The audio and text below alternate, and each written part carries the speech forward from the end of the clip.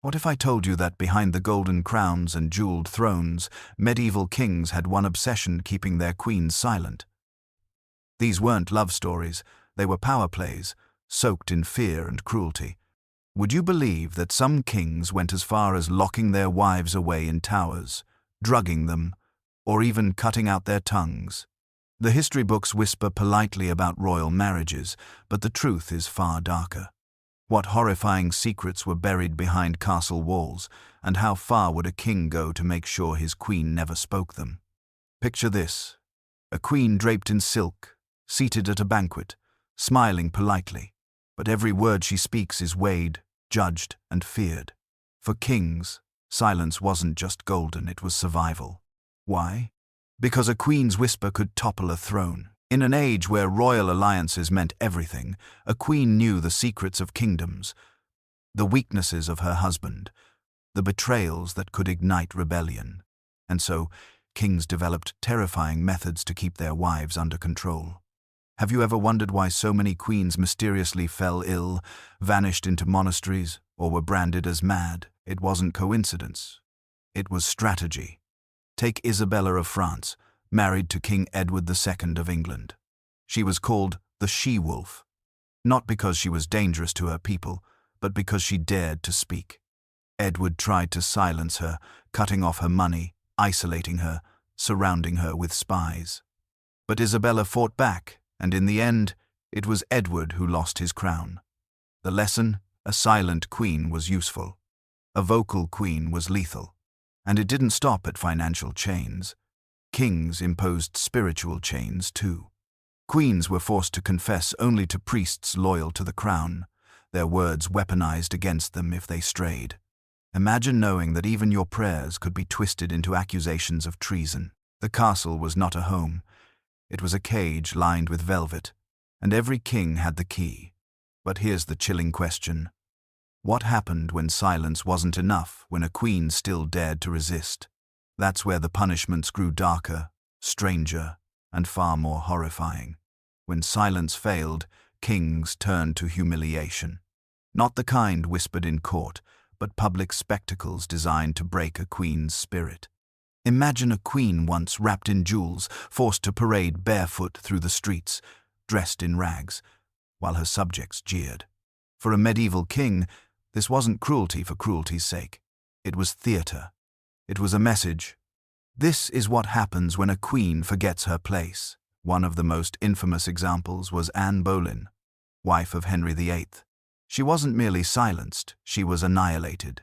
First accused of adultery, then of witchcraft, Anne was dragged through trials designed to blacken her name. The punishment wasn't just death by sword, it was obliteration of reputation. What better way to silence a queen than to make her look monstrous in the eyes of history itself? Henry could have divorced her, but execution was louder, final, and unforgettable. But not every punishment ended in blood. Some were more insidious. Queens who dared to challenge authority could be locked away for life in remote castles or convents. Picture a vast stone chamber, windows barred, tapestries removed, guards stationed at every corner. To the outside world, she was retired to prayer. In reality, she was a prisoner in everything but name. Her silence was secured not by choice but by stone walls that no whisper could slip through. And then there were the rituals of shame. Some kings ordered queens to perform humiliating penances before the church, kneeling for hours, confessing sins they hadn't committed, swearing loyalty before courtiers who smirked at their downfall. Can you imagine the terror of being forced to declare yourself guilty, knowing innocence would change nothing? The deeper cruelty lay in the stripping away of identity. A queen who resisted could lose her title, her crown, even her children. Her jewels were passed to another woman, her rooms given to a rival, her very name erased from official records. To silence a queen was not just to quiet her voice, it was to erase her existence. And yet, despite the cruelty, some queens still fought back. Some plotted in secret, passing coded messages hidden in embroidery, in letters disguised as prayers, in glances exchanged across banquet halls. Their silence was forced, but their rebellion whispered louder than words. But here's the terrifying twist. When rebellion couldn't be silenced through shame, imprisonment, or isolation, kings escalated even further. They reached for punishments that blurred the line between cruelty and madness, methods so grotesque they read like nightmares rather than history. When shame failed, kings reached for punishments that didn't just quiet a queen, they unmade her. What do you steal from a woman who has everything? Not her jewels, her name, her future, her children. Because nothing crushes a queen faster than losing the roles that make her more than a crown. Start with the body. In some courts, the solution was ritual confinement, disguised as piety. Picture the scene. A royal chapel lit by cold candlelight, a priest on the king's payroll, a handful of witnesses sworn to secrecy. The queen's hair, symbol of rank and allure, is sheared, her silks traded for plain wool, a veil lowered like a sentence. She isn't arrested. She's consecrated. She isn't punished. She's protected. The doors close, and a new name is forced upon her, one that erases the old life by the simple trick of calling it holy. Cruelty, wrapped in prayer, is still cruelty. Then the soul. Some kings weaponized confession, staging spiritual ambushes in which a queen was cornered by clerics who found scandal in every sigh. How do you defend yourself when your own prayers are taken down like testimony? A tremor becomes pride, silence becomes obstinacy, tears become proof of guilt. The verdict? Unfit. Unfit to rule beside him, unfit to mother his heirs, unfit to be believed. A single word, unfit, could turn a marriage into a monastery with paperwork. Now the lineage, the cruelest cut without a blade. What happens when a king seizes not just a queen's titles, but her children? Chambers are reassigned overnight. Tutors change loyalty at dawn. A young prince is told to stop saying, "Mother," and start saying, "Her Grace." Imagine hearing your child's footsteps in the corridor and not being allowed to open the door. In royal politics, the nursery was a battlefield, and custody was the victory parade. A queen without her children is a storm with nowhere to reign. History keeps receipts. Consider Blanche of Bourbon, married to Peter of Castile, and abandoned almost at once, imprisoned while a rival took her place. The king didn't need a courtroom spectacle. Isolation did the speaking for him. The lesson to other queens was simple. If love won't make you quiet, absence will.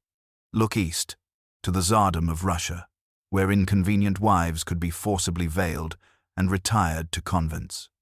Their identities shaved down to obedience, hair, title, signature, gone. Ask yourself, is there any punishment more terrifying than being forced to live as your own obituary? Reputation became a scaffold you couldn't see. Accusations didn't have to be true, they only had to be loud. Adulteress, sorceress, traitor, 3 words that could turn a crown to a collar. The machinery was elegant. A whisper seeded at court, a pamphlet copied in cloisters, a sermon that warned the faithful while never quite naming names. By the time the queen was allowed to speak, the echo had more power than her voice. How do you win an argument with a rumor? And then there were the pageants of obedience, designed like theater and remembered like nightmares. A queen compelled to kneel for hours before relics, while courtiers pretended not to look. A ritual apology written by the king's scribe and read in the queen's trembling voice. A procession where the city learned its lines. Cheer for the king, pity the queen, and forget her as soon as the banners come down. Humiliation wasn't an accident, it was a script. But the most grotesque punishments didn't spill blood, they spilled meaning. Seals broken so she couldn't write. Rooms reassigned so she couldn't belong. Portraits taken down so she couldn't be seen. The court calendar moved on without her, as if time itself had been commanded to ignore her existence. Can you imagine waking up in the same palace and discovering there is no place left in it where you are still yourself? Still, some queens refused to vanish. They stitched messages into hems, hid notes inside reliquaries, turned confessionals into strategy rooms. They learned to speak in a new language, the language of placement, pauses, and glances where the tilt of a fan could be a sentence and a seating chart, a manifesto. Power hears even the quietest rebellion, and kings knew it. That's why they escalated again. Not with swords, but with clauses. Not with dungeons, but with documents. Because there was one punishment that outlived rumors, outlasted prisons, and outpaced time: the legal erasure. What if a single parchment could declare a queen never truly a queen at all? Annulment, repudiation, enforced vows, paper weapons that cut clean through memory. A signature could redraw a life the way a knife redraws a map, swiftly, permanently, and with no path back. And when ink becomes the blade, where can a queen possibly bleed? Ready to see how kings turned law into a guillotine that fell without a sound, how a marriage could be unmade, heirs reordered, and a woman written out of her own story with a quill stroke. Ink was sharper than any sword. For kings desperate to silence their queens, the deadliest punishment wasn't the axe or the dungeon, it was the contract, the decree, the piece of parchment that declared a woman's life invalid.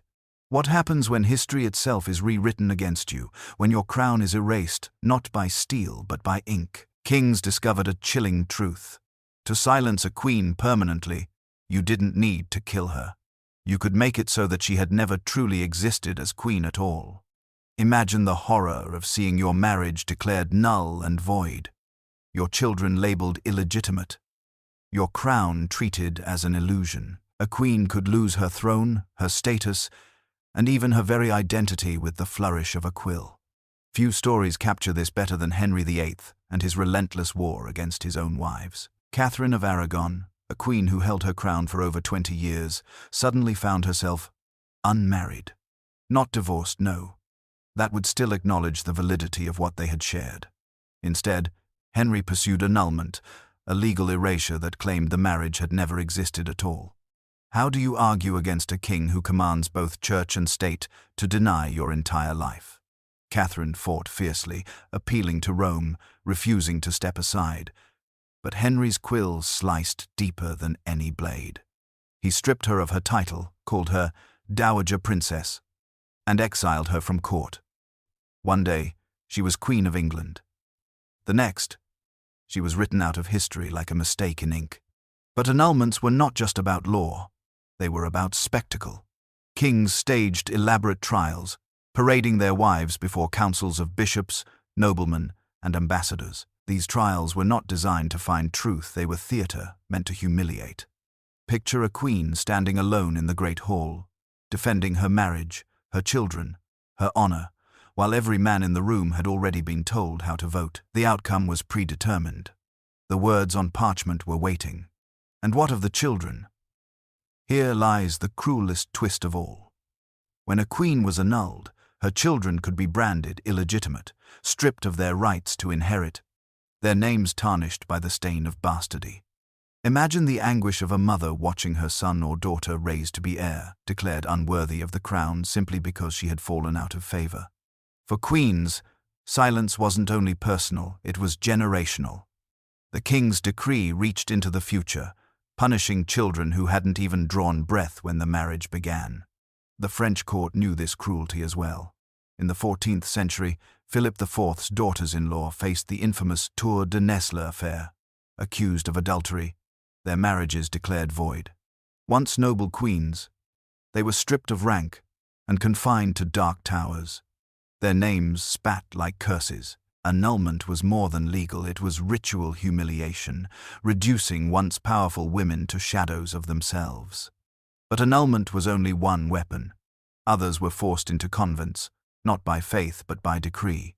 The act was disguised as piety, the king, generously, providing for his wife's spiritual well-being. In reality, the convent became a prison, its walls inked by royal command. A queen's vows of silence and obedience were not to God, but to the king who had ordered her there.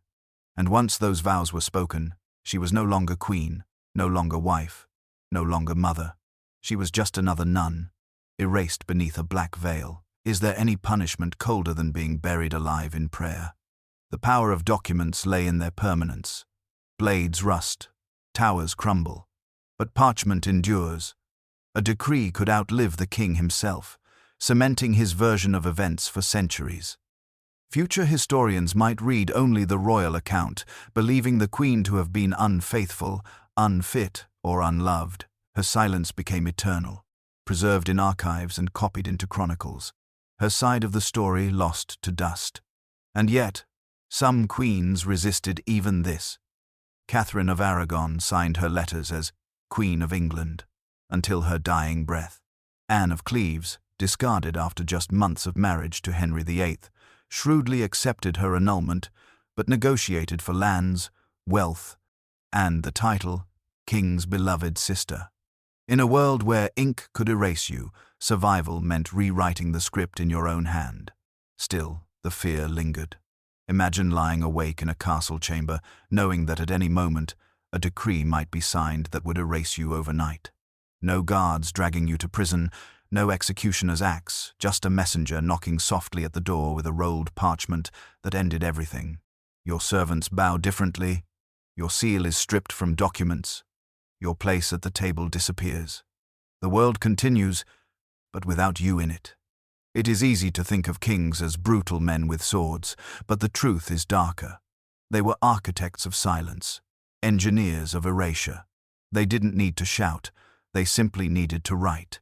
And once they did, queens disappeared into the margins of history, their voices cut off not by death, but by ink that flowed blacker than blood. But here's the haunting thought. If erasure could silence a queen in life, what could stop a king from reaching into death itself? Because sometimes, queens weren't just erased while they breathed. They were rewritten after the grave, their legacies reshaped so completely that history itself forgot who they truly were. What if I told you that even death didn't free queens from their kings? Their bodies, their legacies, even the way history remembered them, could still be controlled by the very men who silenced them in life. Can you imagine being buried under marble, only to have your tombstone rewritten, your portraits defaced, your name spoken with venom for centuries after? Kings weren't just silencing voices, they were editing memory itself. And here's the terrifying truth. Sometimes, the most horrifying punishments weren't about killing a queen, but making sure she was never remembered the way she truly was. Death was never the end, not for queens, not when kings still held the pen. A body might be lowered into the earth, but memory was malleable, fragile, and easily manipulated. What happens when even the grave is not safe? When a king decides how you will be remembered, or if you will be remembered at all? One of the most chilling examples is Anne Boleyn. Executed at Henry VIII's command, she was buried in an unmarked grave at the Tower of London, denied the dignity of a queen's resting place. Her tomb was not meant to honor her, it was meant to erase her. For centuries, visitors walked over her bones without knowing who lay beneath. Henry had not only taken her crown and her head, he had stolen her future place in memory, leaving her name to rot in whispers. Can you imagine the terror of knowing your legacy could be buried deeper than your body? And Henry was not alone. Across Europe, kings orchestrated posthumous punishments as carefully as any coronation. Portraits of disgraced queens were defaced, scraped from the walls, or burned outright. Their seals and coats of arms were destroyed, so their lineage would carry no weight. Documents were altered to make it appear as if they had never truly been royal, their names scratched out and replaced with titles like dowager or lady. Even in death, their voices were stolen by the quill. Sometimes, the body itself was targeted. Queens accused of betrayal could be denied a royal burial, placed instead in modest graves far from court. Imagine the horror of being laid to rest without ceremony, without the hymns that marked a queen's soul, forgotten by the world you once ruled. The insult didn't end with death, it began there. But memory is slippery, and kings feared ghosts, not the supernatural kind, but the spectre of influence. What if a queen's name lived on through songs, poems, or whispered stories? Kings sought to suffocate that too. Bards were punished for singing of fallen queens, chroniclers censored for writing their truth. And yet, stories survived. Anne Boleyn, Eleanor of Aquitaine, Isabella of France, women who were silenced in life, still found ways to echo through the centuries. It is almost as if kings feared that even silence itself could not contain them. But here's the unnerving part. The attempt to erase often amplified the memory. The more violently a queen was silenced, the more she lingered as legend. So ask yourself, did kings succeed in burying their wives? Or did their cruelty make the queens immortal in ways they never intended? Because when death itself isn't enough, when silence reaches beyond the grave, you begin to see the truth. Kings weren't only afraid of what their queens said, they were afraid of what their queens might still say even centuries after they were gone. Fear was the sharpest weapon in a king's arsenal. It didn't leave blood on the floor, but it seeped into every corner of the queen's existence, curling around her words, her gestures, even the way she breathed. What happens when you live under a crown? Yet every whisper in the dark could be twisted into a death sentence. Kings knew that physical chains could be broken, but fear could last forever. And so they built empires of rumor whisper campaigns designed to turn entire courts against their wives. Imagine entering a grand hall lined with nobles, chandeliers glittering above, only to feel the weight of eyes that no longer saw you as queen, but as a sorceress, an adulteress, a traitor. The words didn't need proof, they only needed to be repeated. And once repeated, they became truth. Henry VIII perfected this art.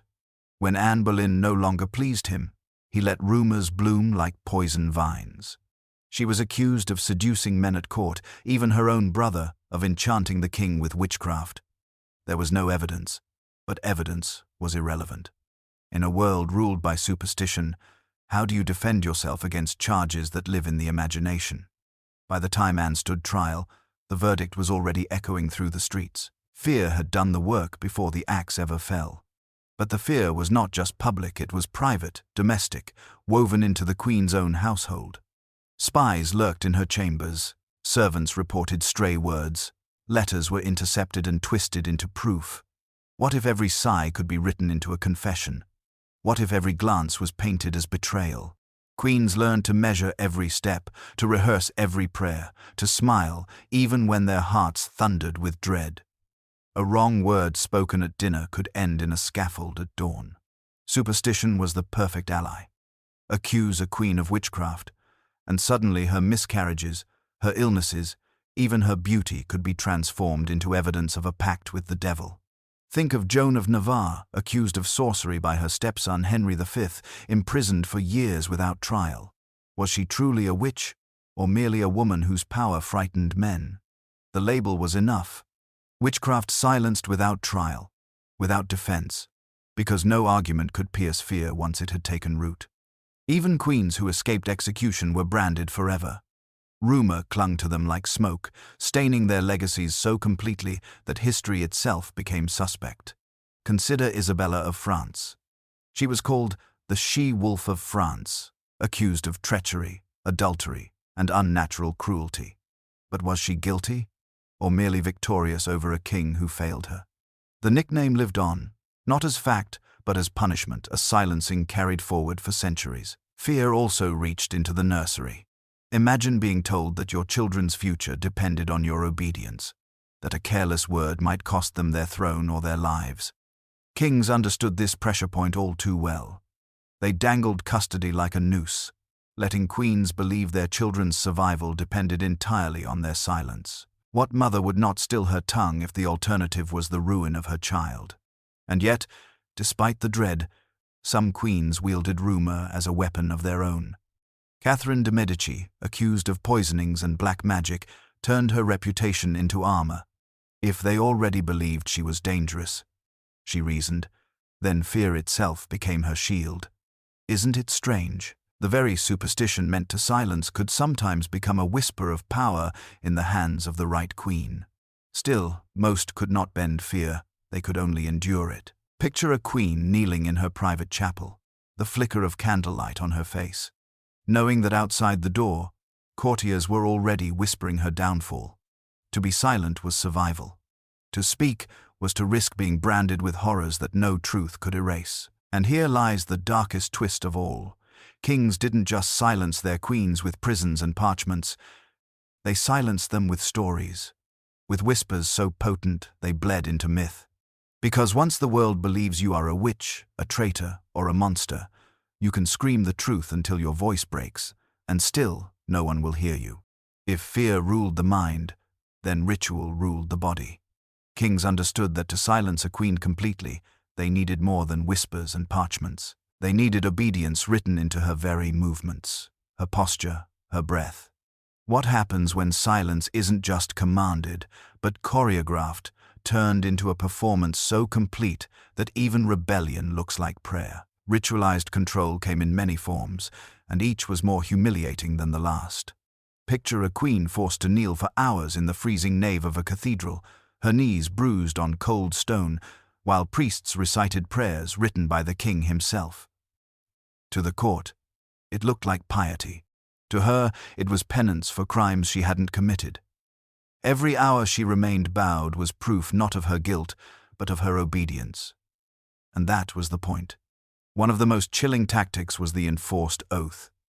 Kings would demand public declarations of loyalty, read aloud before nobles, clergy, and foreign ambassadors. Can you imagine standing in front of hundreds, swearing that your husband was your rightful lord and master, knowing every word was a lie designed to break you? Silence wasn't enough. The silence had to be witnessed, ritualized, performed like theater. Obedience became a spectacle. Then came the fasts. Some queens were ordered into long periods of ritual fasting, supposedly for purification, but really as punishment disguised as devotion. A body starved of food is also starved of voice. A queen weakened by hunger could not argue, could not plot, could barely rise from her knees. The fasting was written off as holiness, but it was nothing more than cruelty cloaked in incense. Humiliation wasn't limited to the chapel. It spilled into the very heart of the palace. Courtiers were invited to watch as queens were stripped of jewels and titles in carefully staged ceremonies, their crowns lifted from their heads while another woman stood waiting to receive them.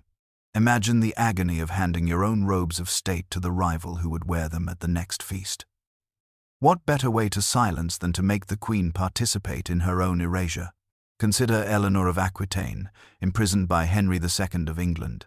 For 15 years, she was kept under watch, brought out only when ritual demanded it. Holidays, court appearances, processions, each time dressed and displayed like an actor on a stage.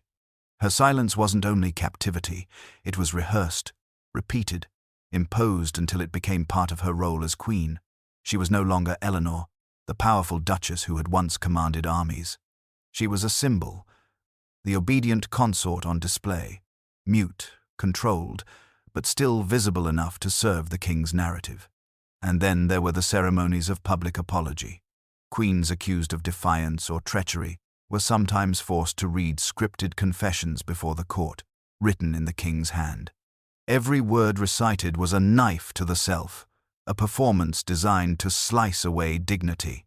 To the audience, it sounded like repentance, but for the queen, it was the ultimate theft, the theft of her own voice, her own truth. The cruel genius of these rituals was that they turned obedience into a habit. A queen who had knelt for hours, fasted until weak, repeated lines not her own. How could she find the strength to rebel afterward? Even her body betrayed her, trained to associate silence with survival, submission with safety. And yet, beneath the surface, some queens found ways to subvert the rituals. A pause held too long in an oath, a glance exchanged during a confession, a stitch in a robe embroidered with a hidden message. Small acts of defiance, nearly invisible, but proof that silence could never be absolute. Still, the system worked more often than it failed. By turning silence into ritual, kings didn't just muzzle their queens, they taught them to carry the cage within themselves. And perhaps that was the most horrifying punishment of all. A silence so complete it looked like devotion, so ritualized it felt like destiny. But here's the deeper question. When obedience becomes performance, who is really the audience? The court? The king? Or history itself? Still watching centuries later? When rituals failed, kings built cages. Some were made of stone, others of velvet, but all had the same purpose: to swallow a queen's voice until the world forgot it had ever existed. What happens when silence isn't just demanded, but engineered into the very walls around you? Castles that once glittered as palaces became prisons the moment a queen fell from favor. Picture a vast tower looming above the countryside, its windows narrow, its doors sealed with iron. Inside, a queen paces endlessly, her footsteps echoing against stone. To the outside world, she is retired, safe in prayer or reflection. In truth, she is buried alive. Her silence secured not by choice but by architecture. Catherine of Aragon knew this fate. After Henry VIII cast her aside, she was banished to remote castles, her rooms stripped of ceremony, her courtiers dismissed until she was left with only a handful of attendants. She wrote letters declaring herself queen, but who was left to read them? The walls were her answer. Other queens faced subtler cages. Imagine chambers lined with silks and gold, yet guarded at every door, every servant sworn to the king. She could walk the gardens, but only under watchful eyes. She could host a meal, but only with guests approved by her husband. It is silence disguised as privilege, a gilded prison where every luxury tastes of ash. And then there were the convents, not chosen, but imposed. Queens forced into religious life could never leave, their veils as binding as chains. What vow of silence is more permanent than the one you are forced to take in God's name? The convent was the perfect cage, socially acceptable, outwardly holy, but inwardly suffocating. Even the mind was a prison. Kings ensured that queens lived with uncertainty, never knowing whether their words might bring punishment, whether their children might be taken, whether the next knock on the door meant freedom or ruin. Psychological torment was as effective as iron bars. The cruelty of these cages was not their strength, but their invisibility. A dungeon made martyrs. But a queen hidden away in comfort, cut off from influence, slowly faded until she seemed to disappear on her own. Silence became self-inflicted, despair becoming its own gag. And here's the haunting truth. The most terrifying cages were not the ones queens were forced into, but the ones they carried inside. The belief that to speak was to die, and to remain silent was the only way to survive. What if the silence didn't end with her life, or even with her imprisonment? What if the silence stretched into centuries, stitched into the very fabric of history itself? Kings knew that the final, most permanent cage wasn't stone or parchment, it was memory. Because if the world forgets your voice, did you ever truly speak at all? History has countless examples of queens whose stories were twisted beyond recognition. Anne Boleyn became a seductress and a witch in popular lore, not a sharp, ambitious woman fighting for survival. Isabella of France became the she-wolf, her courage reframed as cruelty. Catherine Howard became little more than a scandalous cautionary tale. The truth of their lives was buried under labels chosen by the men who silenced them. What louder gag is there than a reputation designed to echo for centuries? Portraits were painted over, faces erased from family trees, names omitted from official chronicles. Can you imagine your very image scraped off a wall, your features lost forever, as if you had never existed? Even queens who endured in legend were distorted into symbols rather than people, stripped of their humanity so that their suffering could be remembered only as a lesson or worse, as entertainment. And yet, in this rewriting, a strange paradox emerged. The more violently queens were silenced, the more their shadows grew. Their stories, twisted though they were, refused to vanish. Rumor kept them alive. Songs carried their names. Whispers clung to the stones of castles where they once walked. A king could erase her title, but not the curiosity she left behind. Still, the damage was irreversible. Generations inherited the lies, never questioning the propaganda that painted queens as villains, temptresses, or madwomen. Imagine being remembered not as who you were, but as who your jailer said you were. That was the final cruelty silence made eternal, carried not only in locked chambers or decrees, but in the very pages of history that endure to this day. And so the haunting question remains. If a queen screams across centuries but history has already declared her guilty, will we ever truly hear her?